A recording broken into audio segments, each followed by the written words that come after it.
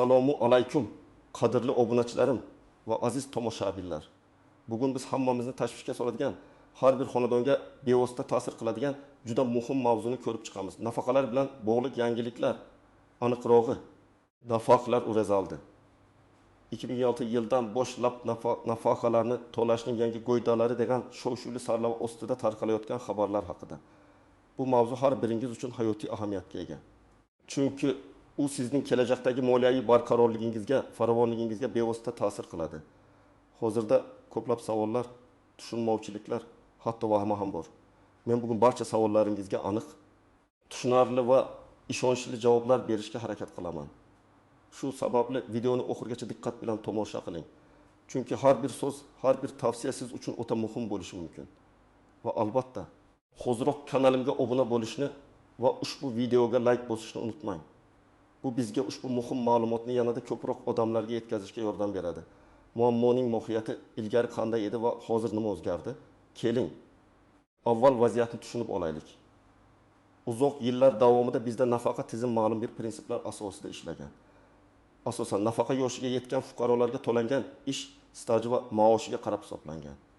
Tizimning asosiy g'oyasi shunda ediki, siz mehnat faoliyatingiz davomida ijtimoiy ajratmalarni to'laysiz va bu ajratmalar orqali sizning kelajakdagi nafaqangiz shakllanadi. Ish stajining davomiyligi. Rasmiy maoshning miqdori nafaqa hisoblashda asosiy omillar bo'lgan. Qoida tariqasida nafaqa miqdori nafaqaga chiqishdan oldingi so'nggi ma'lum bir davrdagi, masalan, so'nggi 5 yil yoki eng yaxshi 10 yil o'rtacha ish haqiga qarab belgilanar edi. Bu tizim nisbatan sodda va ko'pchilik uchun tushunarli edi. Agar siz uzluksiz ishlagan bo'lsangiz, rasmiy maosh olgan bo'lsangiz va kerakli ish stajini yig'gan bo'lsangiz, nafaqa olishda deyarli muammo bo'lmasdi. Ammo endi 2026 yildan boshlab kuchga kirish kutilayotgan yangi qoidalar ushbu tizimga jiddiy o'zgarishlar olib kelmoqda. Gap shundaki, ko'plab mamlakatlarda bo'lgani kabi bizda ham nafaqa tizimi demografik o'zgarishlar, iqtisodiy vaziyat va aholining yashash muddati uzayishi kabi omillar tufayli bosim ostida qolmoqda. Hukumat nafaqa tizimining uzoq muddatli barqarorligini ta'minlash, uni yanada adolatli va shaffof qilish maqsadida ushbu islohotlarni amalga oshirishni rejalashtirgan. Asosiy o'zgarishlar nafaqa hisoblash metodikasida, ish stajiga bo'lgan talablarda va nafaqa yoshida bo'lishi mumkin. Ba'zi ekspertlar hatto nafaqa jamg'armasiga to'langan real badallarning rolini oshirish haqida ham gapirishmoqda. Bu shuni anglatadiki, sizning rasmiy ish stajingiz naqadar uzoq bo'lishidan qat'iy nazar, agar o'sha davrlarda nafaqa jamg'armasiga tegishli badallar to'lanmagan bo'lsa yoki kam miqdorda to'langan bo'lsa, bu sizning yakuniy nafaqa miqdoriga salbiy ta'sir ko'rsatishi mumkin. Bu nafaqalarni qisqartirish degan so'z qayerdan paydo bo'ldi? Bu aslida nafaqalar avtomatik ravishda kamayib ketadi degani emas. Gap shundaki, yangi hisoblash mexanizmi ba'zi fuqarolar uchun, ayniqsa ilgari norasmiy ishlaganlar, ish stajida uzilishlar bo'lganlar yoki minimal maosh evaziga ishlaganlar uchun nafaqa miqdorining kutilganidan past bo'lishiga olib kelishi mumkin. Shuningdek, nafaqa yoshining oshirilishi ham bir qator odamlarning nafaqaga chiqish muddatini uzaytirib, ularning rejalari va kutganlarini o'zgartirish tabiiy hol. Bu albatta ko'pchilik uchun tushunarsiz va tashvishli vaziyatni keltirib chiqarmoqda. Men bugun aynan shu murakkabliklarni tushuntirishga harakat qilaman. Birinchi asosiy qism, siz nimani bilishingiz kerak? Kim xavotirlanishi kerak va kim xavotirlanmasligi kerak? Avvalo shuni ta'kidlashni istardimki, bu islohot barchaga bir xilda ta'sir qilmaydi. Har bir insonning vaziyati individualdir va yangi qoidalar unga o'ziga xos tarzda ta'sir ko'rsatadi. Keling, bu o'zgarishlarning eng muhim jihatlarini ko'rib chiqaylik va kimga qanday ta'sir qilishini tushunishga harakat qilaylik. Birga, nafaqa hisoblash usuli o'zgarishi. Ehtimol eng katta o'zgarish nafaqa miqdorini hisoblash formulasida bo'ladi. Ilgari ko'pincha nafaqaga chiqishdan oldingi so'nggi yillardagi o'rtacha ish haqi asos qilib olinardi. Bu degani, agar siz umr bo'yi kichik maoshga ishlagan bo'lsangiz, lekin oxirgi 5 yil davomida yaxshi maosh olib ishlagan bo'lsangiz, sizning nafaqangiz shunga yarasha yuqori bo'lishi mumkin edi. Yangi tizimda esa umr bo'yi to'langan ijtimoiy badallarning umumiy summasi, ya'ni har bir ish yilidagi rasmiy ish haqi va undan olingan ajratmalar har qachongidan ham muhimroq rol o'ynashi kutilmoqda. Kim xavotirlanishi kerak? Bir necha yillar davomida norasmiy ishlaganlar yoki konvertda maosh olganlar Sizning rasmiy hujjatlarda ko'rsatilgan ish haqingiz minimal bo'lsa-da, aslida ko'proq pul topgan bo'lishingiz mumkin. Ammo nafaqa jamg'armasiga to'langan badallar faqat rasmiy ko'rsatkichlardan olinadi. Natijada sizning stajingiz bo'lsa ham, to'langan badallaringiz kam bo'lgani sababli nafaqangiz kutilgandan sezilarli darajada past bo'lishi mumkin. Ish stajida katta uzilishlar bo'lganlar. Masalan, bir necha yil ishsiz qolgan, chet elda norasmiy ishlagan yoki uy bekasi bo'lib, rasman ishlamagan ayollar. Har bir uzilish sizning umumiy badallar miqdorini kamaytiradi. Uzoq yillar davomida minimal ish haqi asosida rasmiylashtirilgan ish stajiga ega bo'lganlar. Hatto siz o'tgan 4 yil ishlagan bo'lsangiz ham, agar doimiy ravishda minimal ish haqi to'g'risidagi hisobotlar taqdim etilgan bo'lsa, sizning nafaqangiz minimal darajada bo'lishi mumkin. Chunki badallar ham shu asosda to'langan. Kim xavotirlanmasligi kerak? Uzilishi bo'lmagan, uzoq muddat rasmiy ravishda yuqori ish haqi bilan ishlagan fuqarolar. Agar sizning barcha ish davrlaringiz rasmiy bo'lsa, sizning maoshingiz doimiy ravishda deklaratsiya qilingan bo'lsa va nafaqa jamg'armasiga tegishli badallar to'lab borilgan bo'lsa, sizning nafaqangizga jiddiy salbiy ta'sir bo'lmasligi kerak. Aksincha, agar sizning mehnat faoliyatingiz shaffof va yuqori darajada badallar to'langan bo'lsa, yangi tizim siz uchun hatto yanada adolatli bo'lishi mumkin. Hozirda nafaqada bo'lganlar, odatda bunday islohotlar oldindan tayinlangan nafaqalarga to'g'ri ta'sir qilmaydi. Garchi ularni indeksatsiya qilish tartiblari o'zgarishi mumkin. 2. Nafaqa yoshining oshirilishi va ish staji talablari. Ko'plab mamlakatlarda bo'lgani kabi, bizda ham nafaqa yoshini bosqichma-bosqich oshirish tendensiya kuzatilishi mumkin. Hozirda erkaklar uchun 6 yosh, ayollar uchun 75 yosh bo'lgan nafaqa yoshi kelajakda oshirilishi ehtimoli bor. Bundan tashqari, nafaqa olish uchun talab qilinadigan minimal ish staji ham o'zgarishi mumkin. Kim xavotirlanishi kerak? Yaqin yillarda nafaqaga chiqishni rejalashtirganlar. Masalan, 2026 yilda 58 yoshga to'ladigan ayol yoki 60 yoshga to'ladigan erkak. Agar nafaqa yoshi oshirilsa, sizning rejalaringiz o'zgaradi va siz yana bir necha yil ishlashingizga to'g'ri kelishi mumkin. Minimal ish staji talabiga arang yetib kelgan fuqarolar.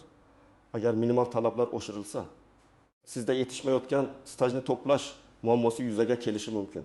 Kim xavotirlanmasligi kerak? Hali yosh bo'lganlar. Masalan, o'tibda qidim yoshlar. Sizda hali oldinda uzoq mehnat faoliyati bor va siz yangi qoidalarga moslashish uchun yetarlicha vaqtga egasiz. Siz hozirdan o'z ish stajingizni va badallaringizni nazorat qilib borishingiz kerak. Ish staji talablardan sezilarli darajada oshiqcha stajga ega bo'lganlar. Keling, bir nechta real hayotiy misollarni ko'rib chiqaylik. Bu sizga vaziyatni yanada aniqroq tushunishga yordam beradi. Birinchi misol, Dilbar opa. Dilbar opa hozir 8 yoshda. U jami 28 yil ish stajiga ega. Uning ish stajining dastlabki 20 yili rasmiy va uzluksiz bo'lgan. U maktabda o'qituvchi bo'lib ishlagan, o'rtacha maosh olgan. Ammo so'nggi 8 yil davomida u kichik xususiy korxonada norasmiy ishlagan. Ya'ni uning ish haqi konvertda berilgan va nafaqa jamg'armasiga hech qanday badallar to'lanmagan eski tizimda. Dilbar opaning nafaqasi asosan uning oxirgi rasmiy ishlagan davridagi yoki eng yaxshi 5 yillik maoshi asosida hisoblanardi. U 28 yillik ish stajiga ega bo'lgani uchun uning nafaqasi o'rtachadan yuqori bo'lishi mumkin edi. Yangi tizimda nafaqa hisoblashda nafaqa jamg'armasiga to'langan badallarning umumiy summasi katta rol o'ynaydi. Dilbar opaning oxirgi 8 yillik norasmiy ishi uning nafaqa jamg'armasiga hech qanday badal qo'shmagan. Natijada uning nafaqasi faqat 20 yillik rasmiy ishlagan davri va o'sha davrda to'langan badallar asosida hisoblanadi. Uning 28 yillik staji bo'lsa ham, real hisoblashda 20 yillik rasmiy staj inobatga olinadi. Qolgan takas yil esa deyarli hech qanday foyda bermaydi. Bu uning kutilgan nafaqa miqdorini sezilarli darajada taxminan 20-30 pudonga kamaytirishi mumkin. Uning hisobida yetarlicha badallar bo'lmagani uchun minimal nafaqadan biroz yuqoriroq miqdor tayinlanishi ehtimoli bor. Ikkinchi misol, Aziz aka. Aziz aka hozir 62 yoshda. Uning jami 40 yillik uzluksiz rasmiy ish staji bor. U doim davlat korxonalarida muhandis bo'lib ishlagan. Uning maoshi har doim o'rtacha darajadan yuqori bo'lgan va barcha ijtimoiy ajratmalar muntazam ravishda to'lab borilgan. Eski tizimda Aziz akaning nafaqasi yuqori ish staji va yaxshi maosh tufayli ancha yuqori bo'lardi. Yangi tizimda Aziz akaning barcha ish staji rasmiy bo'lganligi va barcha badallar to'langanligi sababli Yangi qoidalar uning nafaqasiga deyarli salbiy ta'sir ko'rsatmaydi. Aksincha, agar yangi tizim badallarga asoslansa, u har bir to'langan so'm uchun adolatli nafaqa oladi. Uning nafaqasi yuqori bo'lib qoladi. Yagona o'zgarish nafaqaning indeksatsiya qilinishi, ya'ni inflyatsiya hisobga olinib oshirish tartibida bo'lishi mumkin. Agar indeksatsiya sur'ati pasaytirilsa, uning nafaqasi yildan yilga kutilgandek tez o'smayishi mumkin. Uchinchi misol, Gulnora hozirgi 11 yoshda. Uning 20 yil rasmiy ish staji bor. Ammo u talabalik davrida bir necha yil ishlagan, shundan 2 yili rasmiy edi. Keyin turmushga chiqib, bolalarni tarbiyalash uchun 5 yil ishlamagan. Hozir u yana faol ishlamoqda eski tizimda. Gulnoraning nafaqasi asosan uning keyingi ish yillaridagi maoshiga bog'liq bo'lardi. Ishlamagan davrlar uning umumiy stajidan olib tashlanardi, lekin qolgan davrlar kuchliroq bo'lishi mumkin edi.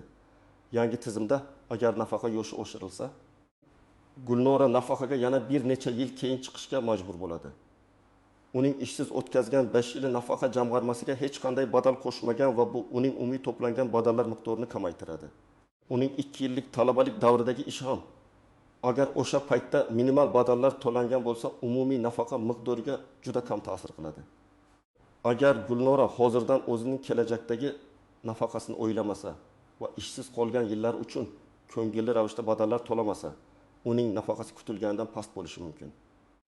Uning uchun eng muhimi keyingi yillarda rasmiy va yuqori maoshli ish joyida ishlash hamda to'langan badallarni muntazam nazorat qilib borish. Bu misollar sizga vaziyatning qanchalik jiddiy ekanligini va har birimizning individual holatimiz qanchalik muhimligini ko'rsatadi. Eng muhimi sizning har bir mehnat kuningiz rasmiy ro'yxatdan o'tganligi va uning uchun nafaqa jamg'armasiga badallar to'langanligidir. Ikkinchi asosiy qism qoidalardan istisnolar, qaltis jihatlar va sezilmaydigan nozikliklar. Nafaqa tizimining har qanday islohoti faqatgina umumiy qoidalardan iborat bo'lmaydi. Unda doimo istisnolar, o'ziga xos holatlar va bir qarashda sezilmaydigan, ammo juda muhim nozikliklar bo'ladi. Ushbu bo'limda aynan shu jihatlarga e'tibor qaratamiz. Chunki ular sizning shaxsiy vaziyatingizga katta ta'sir ko'rsatishi mumkin. Muddatidan oldin nafaqaga chiqish shartlari ba'zi kasb egalari, masalan, og'ir va zararli sharoitlarda ishlaganlar, shuningdek nogironligi bo'lgan shaxslar yoki ularning vasiylari muddatidan oldin nafaqaga chiqish huquqiga ega edilar. Yangi qoidalar bu huquqlarga qanday ta'sir qiladi? Ehtimol bunday imtiyozlar saqlanib qoladi, lekin ularni olish uchun talablar qat'iylashishi mumkin. Masalan, zararli sharoitlardagi ish stajiga nisbatan yanada aniqroq talablar qo'yilishi yoki muddatidan oldin nafaqaga chiqqanda nafaqa miqdorining qisqarishi kabi. Bu yerda e'tibor berish kerak bo'lgan asosiy jihat shuki, zararli sharoitlarda ishlashning har bir kuni rasmiy ravishda hujjatlashtirilgan bo'lishi va bu ish joyi uchun maxsus qo'shimcha badallar to'langan bo'lishi shart. Agar siz shunday sharoitda ishlagan bo'lsangiz, barcha hujjatlaringizni, ish daftarchasi, mehnat shartnomalari, ish sharoitlari to'g'risidagi ma'lumotnomalar tekshirib chiqing. 2 yil nogironlik nafaqalari odatda islohotlar asosan yoshga doir nafaqalarga ta'sir qiladi. Nogironlik nafaqalari alohida toifaga kiradi va ular ko'pincha boshqa qoidalar asosida tartibga solinadi. Biroq agar siz nogironlik nafaqasini yoshga doir nafaqaga almashtirishni rejalashtirayotgan bo'lsangiz, yangi qoidalar sizga ta'sir qilishi mumkin. Bu yerda ham tibbiy ko'riklar, hujjatlarni rasmiylashtirish jarayonlari qat'iylashishi ehtimoldan xoli emas. Har qanday holatda ham nogironlik nafaqasi oluvchilar o'zlarining individual holatlari bo'yicha nafaqa jamg'armasi mutaxassislaridan maslahat olishlari shart. 3. Minimal ish stajiga nimalar kiradi? Bu juda muhim savol. Ilgari oliy ta'lim muassasalarida o'qish davri, harbiy xizmat davri, bola parvarishi bo'yicha ta'til davri kabi ayrim davrlar ish stajiga qo'shilgan. Yangi qoidalarga ko'ra bu davrlar hamon ish stajiga qo'shilishi mumkin. Lekin ularning hisoblanish tartibi yoki ularning nafaqa miqdoriga ta'siri o'zgarishi mumkin. Masalan, bola parvarishi bo'yicha ta'til faqat ma'lum bir muddatga va cheklangan miqdorda ish stajiga qo'shilishi mumkin. Yoki bu davrlar uchun nafaqa jamg'armasiga davlat tomonidan belgilangan minimal badallar to'lanishi mumkin. Bu degani ushbu davrlar nafaqa olish huquqini beradi, ammo nafaqa miqdorini sezilarli darajada oshirmasligi mumkin.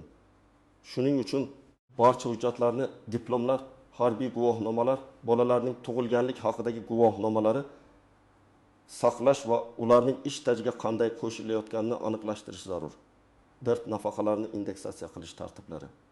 Nafaqalarning har yili inflyatsiya hisobga olinib oshirilishi, indeksatsiya qilinishi muhim masaladir.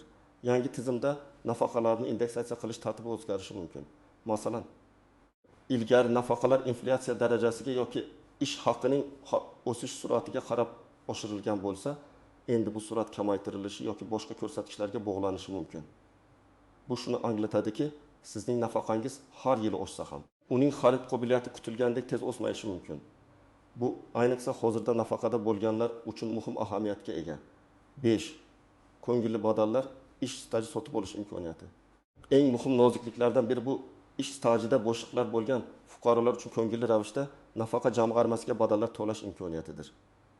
Agar sizda norasmiy ishlagan davrlar bo'lsa yoki umumiy ish stajingiz bo'lmasa-da, nafaqa olish huquqini qo'lga kiritmoqchi bo'lsangiz, davlat bu kabi holatlarda ko'ngilli ravishda badallar to'lash imkoniyatini taqdim etishi mumkin. Bu sizga yetishmayotgan ish stajini sotib olish imkonini beradi. Ammo bu badallarning miqdori, ularni to'lash tartibi va bu orqali qanday nafaqa olish mumkinligi aniq belgilanadi. Bu imkoniyat ayniqsa Dilbar opaga o'xshagan holatda bo'lganlar uchun juda muhim yechim bo'lishi mumkin. U o'zining norasmiy ishlagan 8 yil uchun ko'ngilli ravishda badallar to'lash orqali ushbu davrni rasmiy ish stajiga qo'shib nafaqa miqdorini oshirishi mumkin. Ammo shuni yodda tutish kerakki, bu badallar odatda o'rtacha ish haqidan kelib chiqqan holda hisoblanadi va uning qiymati sizning nafaqangizga qanchalik ta'sir qilishi, to'langan pulga arziydimi yo'qmi, buni oldindan hisoblab chiqish kerak. 6 o'tish davri qoidalari. Har qanday yirik islohotda o'tish davri qoidalari mavjud bo'ladi. Bu qoidalar yangi tizim to'liq kuchga kirgunga qadar eski va yangi tizim o'rtasidagi yumshoq o'tishni ta'minlash uchun mo'ljallangan. Masalan, 2026 yilda nafaqaga chiqishi kerak bo'lganlar uchun maxsus imtiyozlar yoki hisoblash mexanizmlari joriy etilishi mumkin. Bu o'tish davri qoidalari ayniqsa nafaqa yoshiga yaqinlashib qolgan insonlar uchun juda muhim. Ular sizga yangi qoidalarga moslashish yoki eskisi bo'yicha nafaqa olish imkoniyatini berishi mumkin. Ushbu qoidalarni diqqat bilan o'rganish va ulardan foydalanish imkoniyatlarini ko'rib chiqish kerak.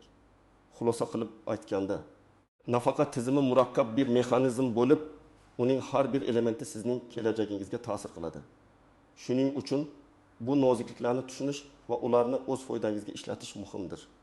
Keyingi bo'limda esa aynan nima qilish kerakligi haqida aniq ko'rsatmalar beraman. Amaliy tavsiyalar, tomoshabin nima qilish kerak? Aniq ko'rsatmalar. Aziz do'stlar, endi eng muhim qismga yetib keldik. Yuqorida aytilganlarning barchasi nazariy edi. Endi esa amaliy harakatlar haqida gaplashamiz. Sizning bugungi harakatlaringiz ertangi kuningizni belgilaydi. Hech qanday vahima yoki asabiylikka o'rin yo'q.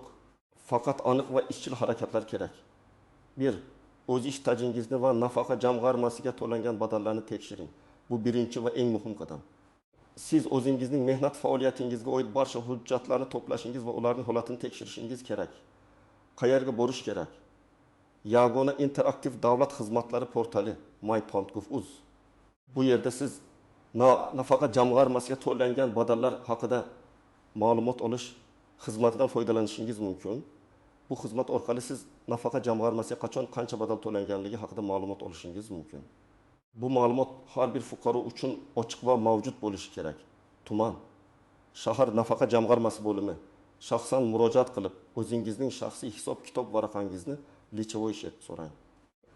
Bu hujjatda sizning ishlagan davrlaringiz va har bir davr uchun to'langan badallar miqdori aks etadi.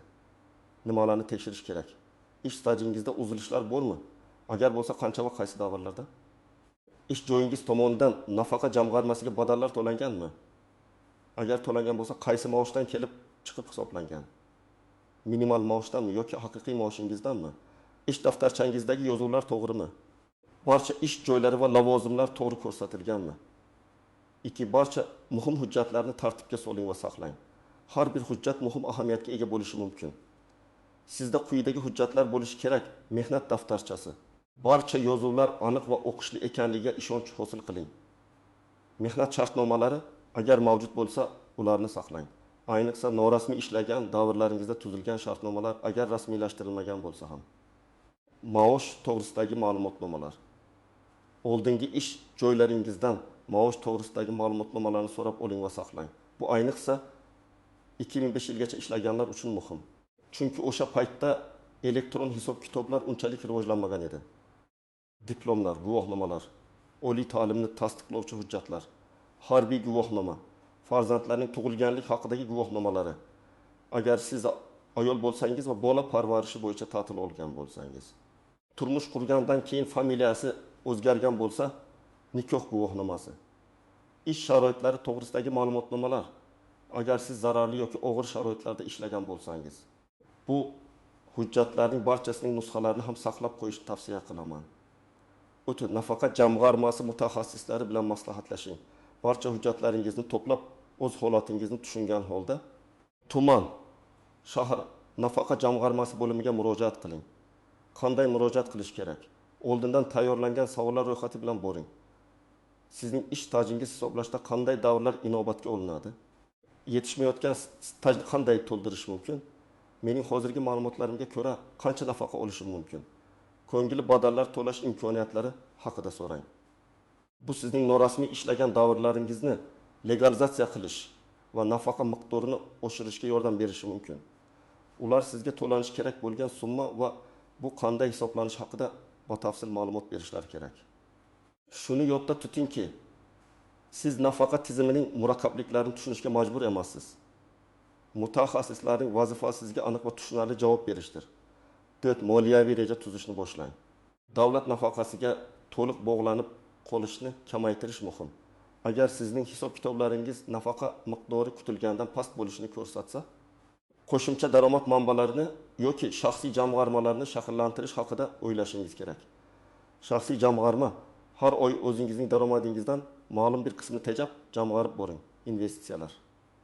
Agar moliyaviy savodxonligingiz yetarli bo'lsa, kichik investitsiyalar haqida o'ylab ko'ring. Qo'shimcha daromad manbalari, nafaqaga chiqqandan keyin ham faol bo'lish va qo'shimcha ish topish imkoniyatlarini ko'rib chiqing. 5. Qonunchilikni kuzatib boring. Nafaqa islohotlari doimiy ravishda o'zgarishi va yangilanishi mumkin. Shu sababli rasmiy manbalarni My.Gov.uz Adliya vazirligining portali, O'zbekiston Respublikasi Prezidentining farmon va qarorlari muntazam ravishda kuzatib boring. Mening kanalimda ham ushbu mavzuga doir yangiliklarni doimiy ravishda yoritib boraman. Shuning uchun obuna bo'lishni unutmang. Bu qadamlar sizga 2026 yilda kuchga kirish kutilayotgan yangi nafaqa qoidalariga tayyorlanishga va o'zingizni moliyaviy jihatdan himoya qilishga yordam beradi. Unutmang, axborotga ega bo'lish bu birinchi va eng muhim qadamdir. Xulosa va yakuniy chorlov. Xulosa qilib aytganda, aziz tomoshabinlarim, nafaqalar urez oldi degan sarlavha ostida tarqalayotgan xabarlar shunchaki vahima emas, balki nafaqa tizimidagi jiddiy islohotlarning natijasidir. Bu islohotlar hamma uchun bir xil darajada salbiy ta'sir ko'rsatmasligi mumkin, ammo ba'zi toifadagi fuqarolar uchun, ayniqsa norasmiy ishlaganlar yoki ish stajida uzilishlar bo'lganlar uchun nafaqa miqdorining kutilganidan past bo'lishiga olib kelishi mumkin. Nafaqa hisoblash usullarining o'zgarishi, ish staji talablari va nafaqa yoshining o'zgarishi, bularning barchasi sizning shaxsiy moliyaviy rejalaringizga bevosita ta'sir qiladi. Bugun men sizga vaziyatning mohiyatini tushuntirishga, kimga qanday ta'sir qilishini ko'rsatishga va eng muhimi, nima qilishingiz kerakligi haqida aniq amaliy tavsiyalar berishga harakat qildim. Sizning harakatlaringiz o'z ish stajingizni tekshirish, hujjatlarni tartibga solish, mutaxassislar bilan maslahatlashish va moliyaviy reja tuzish sizni kelajakdagi noxush kutilmagan vaziyatlardan himoya qiladi. Men sizni yana bir bor ushbu videoni baholashga, ya'ni like bosishga va kanalimizga obuna bo'lishga chaqiraman. Bu kabi muhim ma'lumotlarni ko'proq odamlarga yetkazishimiz uchun sizning qo'llab-quvvatlashingiz juda muhim. Shuningdek, ushbu mavzu bo'yicha sizning fikringizni, savollaringizni yoki ehtimol o'z tajribangizni kommentariyalarda yozib qoldirishingizni so'rayman. Balki sizning savolingiz boshqa tomoshabinlarga ham foydali bo'lar yoki sizning tajribangiz kimnidir xato qilishdan saqlab qolar. O'zingizga g'amxo'rlik qiling va moliyaviy savodxonligingizni oshirishdan charchamang. Keyingi videolarda ko'rishguncha xayr.